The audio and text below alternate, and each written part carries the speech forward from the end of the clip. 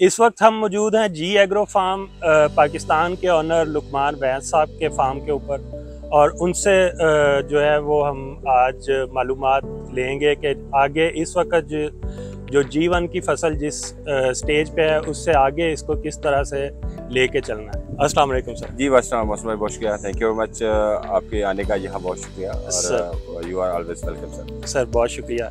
अच्छा sir, scabs जो हैं वो निकलने का अमल जारी है, तो सर ये बताइएगा कि इन स्कैब्स की को हम किस तरह से जो है वो मैनेज करें, कि किस टाइम पे इसको तोड़ना चाहिए, और जो है वो उसका क्या कोई बखसूस टाइम है या उसके कोई और रीज़न है?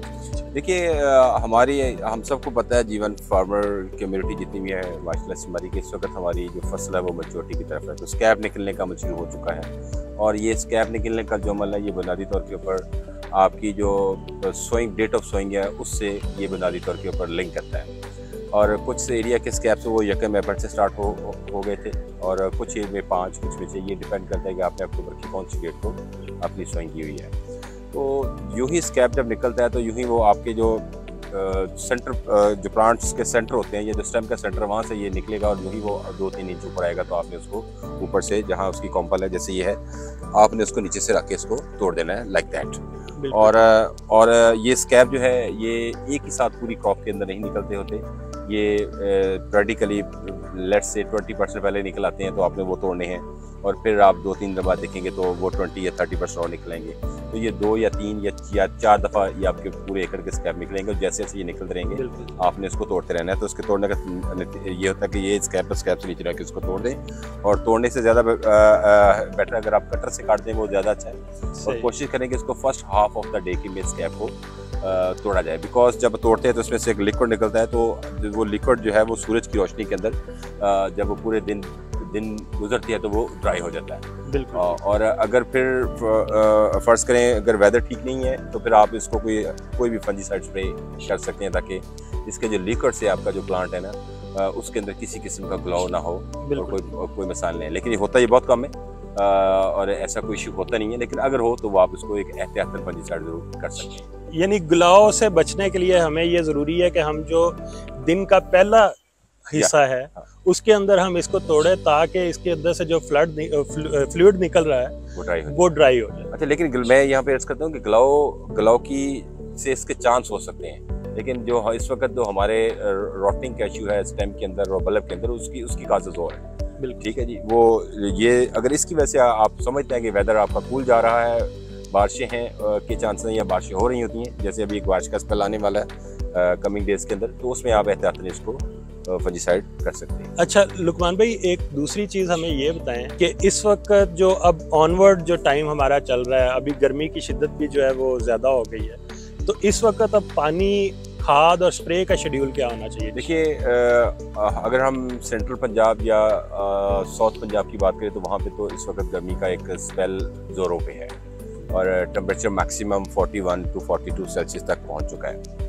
आज आप मेरे फॉर्म पे बैठे हुए हैं तो यहाँ भी इस वक्त 37-38 टेम्परेचर है। आगे जाके ये कम हो रहा है, अगले कुछ दिनों में ये इसके अंदर कमी आएगी, लेकिन एंड ऑफ द अप्रैल यहाँ पे फिर टेम्परेचर रेस के चांसेस हैं जो कि 41-42 पर दोबारा जाएंगे। देखिए जहाँ तक तो खाद का प्लान का मतलब, तो अभी तक जो भी आपने इसको फर्टिलाइज़र डोजेज देनी थी वो तमाम मुकम्मल हो चुकी हैं। स्कैब निकलने के बाद कोशिश करें कि किसी किस्म का फर्टिलाइज़र इसको ना दें।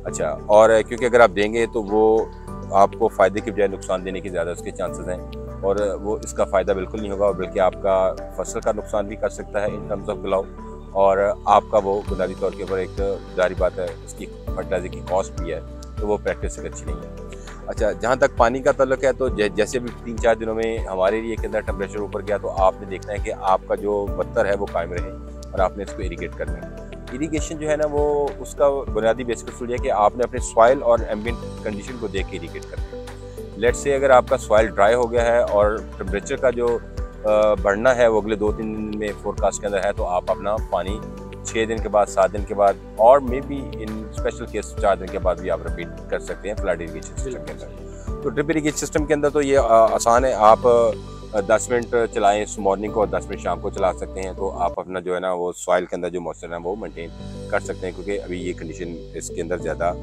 है ड्राइनेस की अगर है।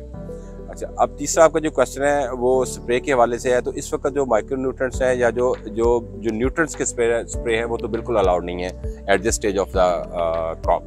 तो हाँ, अगर आपकी क्रॉप में कोई फंगस के इश्यूज हैं या रॉटनिंग के इशू हैं तो उसको आप कोई फंगस या रॉटनिंग के इश्यूज के हवाले से आप स्प्रेज कर सकते हैं। तो वैसे जो स्प्रेज हैं इसको न्यूट्रिशन या बाकी जो आप इसको जो भी एनर्जेटिक या न्यूट्रिएंट के स्प्रे हैं वो बिल्कुल अलाउ नहीं है, वो आप इस स्टेज पे क्रॉप को नहीं कर सकते। बिल्कुल ठीक है। अच्छा लुकमान भाई, ये बताएं कि इस वक्त बहुत सारे जो किसान भाई हैं वो ये सवाल बार बार कर रहे हैं कि इसको किस टाइम पे जाके हमने फसल को बर्दाश्त करना है, तो उसका क्या कोई टाइम मखसूस टाइम है या फसल की कोई कंडीशन होती है कि जब इन हालात में फसल चली जाए तो उस टाइम पे उसको बर्दाश्त करना चाहिए? देखिए, ये क्रॉप अप्रॉक्सीमेटली 7 मंथ्स की क्रॉप है, तो यूजली हमने ये देखा है कि स्कैप निकलने के 25 to 30 डेज़ के बाद आपने इसको बर्दाश्त कर लेना है।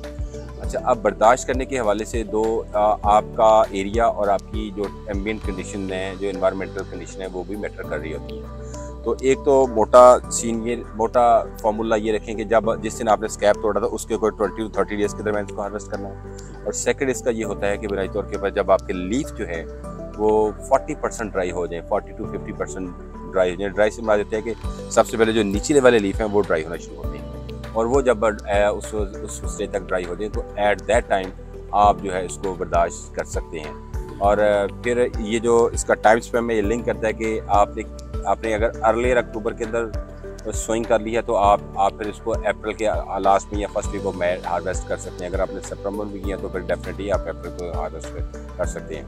तो दूसरा मैं यहाँ पे एक इम्पॉर्टेंट नुकता बताता चलूँ कि हमारे पंजाब में हम ये देखते हैं कि यहाँ पे वेदर गर्म होता है तो इसमें जो लीफ है वो ड्राई होना शुरू हो जाते हैं नीचे वाले, और 40% 50% लीफ ड्राई होते हैं। अच्छा, अगर आप केपीके के अंदर चले जाएँ तो केपीके के अंदर इसका जो ग्रीन लुक है वो ज़्यादा प्रोमिनेंट रहती है। तो समटाइम लोग कहते हैं कि शायद इन्होंने अर्ली हार्वेस्ट कर ली, तो ऐसा सीन नहीं है, क्योंकि वहाँ पे एम्बिएंट कंडीशन या टेम्परेचर ज़्यादा फेवरेबल है फॉर द गार्लिक, और हमारे यहाँ से टेम्परेचर का एक जो फ़र्क है वो ज़्यादा है। तो वहाँ पे ये फार्मूला मेरा ख्याल है ज़्यादा फिट नहीं होता कि वहाँ पे 50% या अगर आपने लीफ ट्राई करनी है तो आप इसको करें, हार्वेस्ट करें। तो ये एरिया टू एरिया और आपकी डेट ऑफ सोइंग के हवाले से ये चीज़ें जो है ना ये वेरी करती रहती है। जैसे जीवन एक महंगी फसल है, सब जानते हैं, एक एकड़ जो है वो 1.5 - 2 करोड़ रुपए का उसका कॉस्ट है। तो कुछ लोग इस बारे में भी बड़े परेशान होते हैं कि हम बर्दाश्त करने के बाद इसका जो सीड है उसको किस तरह से क्योर करें, किस तरह से उसको संभाल के रखें अगली सोइंग के लिए। तो इसमें थोड़ी रहनुमाई फरमाएं कि क्या उसके लिए कोई मखसूस एनवायरनमेंट चाहिए या उसको जो है वो हमारी जो आम हम जहाँ पे अपनी बाकी फसलात जो है वो स्टोर करते हैं तो इसको भी हम उसी जगह पे स्टोर कर सकते हैं? ये बड़ा एक इम्पॉर्टेंट एंड इंटरेस्टिंग फेज़ है क्रॉप का, और आपकी जितनी भी मेहनत रही होती है, आपने जो इसको 7 से 8 माह संभाला होता है गार्लिक को, उसके बाद इस गार्लिक की सक्सेस जो है वो आपकी क्योरिंग या आपकी हार्वेस्टिंग के बाद जो आप इसको क्योर करते हैं, स्टोर करते हैं, इसके ऊपर इसका बड़ा इन्हसार है। इसके काफ़ी चीज़ें में हैं इस वक्त जो मार्केट में हमारे मुख्तलिफ दोस्त मुख्तलिफ प्रैक्टिस कर रहे हैं, लेकिन जो मैं प्रैक्टिस बेहतर समझता हूँ, जो आसान भी है हमारे फार्मर्स के लिए, वो मैं आपको बताना चाहूँगा यहाँ पे। जब इसकी हार्वेस्टिंग हो जाए तो हार्वेस्टिंग होने के बाद आप अपनी ही फील्ड के अंदर एक बड़ा सा टेंट लगाएं, और टेंट लगा के इसको आपने ज़मीन में बिछा देना है। अच्छा, इसकी लाइन्स आप बना लें। लाइन्स ऐसे बनानी है जैसे ये स्कैप है, हम इसको कंसिडर करते हैं कि ये हमारा प्लांट है वो वाला, और ये हमारा बल्ब है और ये हमारा स्टेम है। आपने इसको सिंगल लाइन ऐसे बिछाते जाना है। अब अगली जो लाइन आएगी आपके जो पिछले लीफ के जो पिछले प्लांट के जो लीफ हैं वो आपके बल्ब को कवर करेंगे ऐसे करके, ठीक है, और ऐसे आपने इसको बिछाते जाना है, ठीक है जी। और ये 2 से 3 दिन ऐसे पड़ा रहे, फिर आपने इसकी साइड पलट देनी है, फिर अपने साइड इसको उल्टा देनी है, 2 से 3 दिन ये ऐसे पड़ा रहे। और उसके बाद आप क्या करें कि आप 8-8, 10-10 का आपने बंच बनाना है ऐसे करके प्लांट्स का, और इसको जूट से आपने बांध देना, और किसी रस्सी से ना बांधिएगा, जूट से वो टाइट रहता है। सही। और उससे आपने बांधना है, और इसका ऊपर वाला जो जहाँ से बांधेंगे उससे 6 इंच ऊपर जो इसका लीफ होता है उसको आप दरांती की वजह से आपने काट देना है, और पंचेस को आपने फिर 1-8 दिन के लिए आपने फील्ड में ही रखे रखना है। उसके बाद रखने के बाद ये टोटल 6 से 7 दिन का प्रोसेस होगा। उसके बाद आप इसको स्टोर में ले जाएं, आप इसको हैंग कर सकते हैं, आप इसको वैसे भी रख सकते हैं। आपका जो बल्ब है वो बिल्कुल ख़राब नहीं होगा, और आप अगली सोइंग तक आपका bulb as good as new वो महफूज रहेगा, और किसी किस्म का ग्लो भी नहीं आएगा। अच्छा, एक चीज़ मैं यहाँ पे बड़ा इंपॉर्टेंटली जिक्र करता हूँ, ये हमारी लास्ट ईयर की प्रैक्टिस है।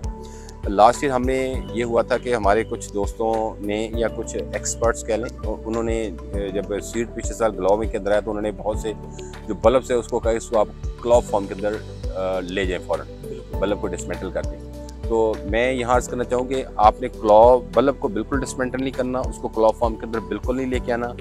आपने कोशिश करेंगे बल्ब उस दिन डिसमेंटल करें जिस दिन आपने इसकी सोइंग करनी है। इससे क्या आपकी जो सपोर्टिंग टाइम है वो कम हो जाता है, और अगर आप क्लॉव फॉर्म में रखते हैं तो आपका जो सपोर्टिंग टाइम है वो बढ़ जाता है, तो जिससे आपकी प्लांट और यील्ड के अंदर फ़र्क आता है। तो इस प्रैक्टिस को काइंडली ज़रूर अडॉप्ट कीजिएगा कि बल्ब को आपने नहीं तोड़ना बिल्कुल भी। और अगर आप ऐसे इसको ओपन रख के ड्राई करते हैं तो बल्ब जो है वो इंटैक्ट भी रहता है, और आखिर तक वो उसकी हेल्थ भी अच्छी रहती है, और उसमें किसी किस्म की नमी भी नहीं ऐसा होती, और मैक्सिमम वो ड्राई बाहर ही हो जाता है। और उसके बाद आप उसको स्टोर में ले जाएं तो आपके बल्ब और क्लॉव के गलने का खदशा वो बिल्कुल आप ये कह लें कि बहुत हद तक जो है वो कम हो जाता है। बिल्कुल सही है। अच्छा लुकमान भाई, एक एंड पे एक चीज़ जो है वो मैं चाहूँगा कि आप हमारे फार्मर को ज़रूर इसके ऊपर जो है वो गाइड करें। मुझे अक्सर फ़ोन कॉल्स आती हैं कि जी अच्छा जो है वो G1 सीड लेना है तो इसका क्या रेट होगा, या क्या इस वक्त क्या रेट चल रहा है। तो हम जब उनको बताते हैं कि इसका ये रेट चल रहा है मार्केट में, आपको भी बहुत सारी कॉल्स आती होंगी, तो लोग एकदम से एक प्लान के साथ आते हैं कि हमने 1 एकड़ जो है वो लगाना है, और जब वो इसकी कॉस्ट के बारे में सुनते हैं तो वो फिर बैक ऑफ कर जाते हैं। तो वो क्या किसी फार्मर को 1 एकड़ ही लगाना चाहिए, या उससे ज़्यादा या उससे कम भी वो उसको लगा सकता है? बस भाई, ये बड़ा अच्छा और वैलिड क्वेश्चन है, और हमारे जो ग्रोअर्स भी हैं ना, वो भी समटाइम जो फिजिबिलिटीज हमारे फार्मर्स न्यू फार्मिंग से चेक कर रहे थे वो एकड़ की चेक कर रहे थे। मेरी ज़ाती राय है कि ये ठीक नहीं है। देखिए, बुनियादी तौर के ऊपर ये बड़ी एक्सपेंसिव क्रॉप है, इसके अंदर इन्वेस्टमेंट का जो वॉल्यूम है वो बहुत ज़्यादा है। मैं अगर बीइंग ए फार्मर सोचूं तो 40 लाख या 35 लाख के एकड़ का एक सीड का मतलब है कि आप इतने में ही किसी भी अच्छे एरिया के अंदर 1 एकड़ वैसे बाय कर सकते हैं। और अच्छा, मेरी ज़ाती राय है कि फार्मर्स जो बेच रहे हैं और जो न्यू फार्मर्स हैं उनको हमेशा जो फिजिबिलिटी है या जो प्लानिंग है वो हमेशा 1 कनाल से स्टार्ट करनी चाहिए, और 1 कनाल का जो सीड है वो 4 से 5 लाख में या 5 से 6 लाख के अंदर इजीली अवेलेबल है। सो जो वो बंदा जिसकी कैपेसिटी कम है उसको हमेशा 1 कनाल से स्टार्ट लेना चाहिए, भले 10 वाले से ले, 10 वाले से भी ले सकता है, ठीक है। अच्छा, अब जो बड़े फार्मर्स हैं, हमारे कुछ दोस्त हैं माशाल्लाह वो बड़े फार्मर्स हैं, तो बड़े फार्मर्स को एकर्स के अंदर जरूर जाना चाहिए।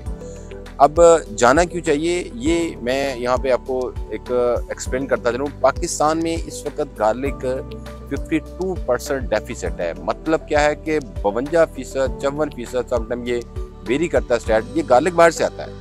20 अरब रुपया वो है जो इस वक्त गार्लिक की मद के अंदर पाकिस्तान बाहर भेजता है। मैं इसके अंदर अगर सी freight, inland freight and plus duty भी डाल लूँ तो ये ऑलमोस्ट 40 अरब का इस वक्त फिगर आता है मेरे सामने। तो 40 अरब का गार्लिक बाहर आता है। ये अगर आज देखिए, हमारे जो देसी गार्लिक है वो हार्वेस्ट हो रहा है, उसका सीजन है। आप आज भी सब्जी की दुकान पे जाएंगे तो आपको चाइनीज गार्लिक मिलेगा उसके साथ कंपेरेटिवली। ये 2 माह की गेम, 2-3 माह हमारा देसी गार्लिक चलता है, जो लोगों से ज़्यादा उसकी शेल्फ लाइफ नहीं है। उसके बाद पूरा साल जो है वो गार्लिक हम चाइनीज करते हैं। देखिए, बड़ा इंपॉर्टेंट क्वेश्चन है कि ये अच्छा, अब जीवन हमें ये क्यों लगाना चाहिए कि जीवन की जो क्वालिटी, जीवन की यील्ड, जीवन की शेल्फ लाइफ और जीवन की न्यूट्रिशन वैल्यू, ये इस वक्त दुनिया में जितने गार्लिक मौजूद हैं उनमें से सबसे हाईएस्ट में जो गार्लिक उनमें शामिल है। और चाइना के जो बुनियादी तौर के ऊपर जो गार्लिक है उससे भी ये ऑलमोस्ट डबल है। तो हमें यही लगाना चाहिए, और लगा के पहले तो हम अपना डेफिसिट पूरा करें जो 40 अरब रुपए का, और उसके बाद हम इंशाल्लाह इसको एक्सपोर्ट की तरफ लेके जाएं। जी बहुत शुक्रिया लुकमान भाई आपका। उम्मीद है कि हमारे किसान भाइयों को बहुत जो है वो अच्छी इन्फॉर्मेशन मिली होगी और इससे हौसला भी उनको मिलेगा कि वो जीवन के अंदर जो है वो आएँ और इसको भले थोड़े से स्टार्ट करें लेकिन इसको ज़रूर स्टार्ट करना चाहिए। बहुत शुक्रिया sir, thank you so much, thank you.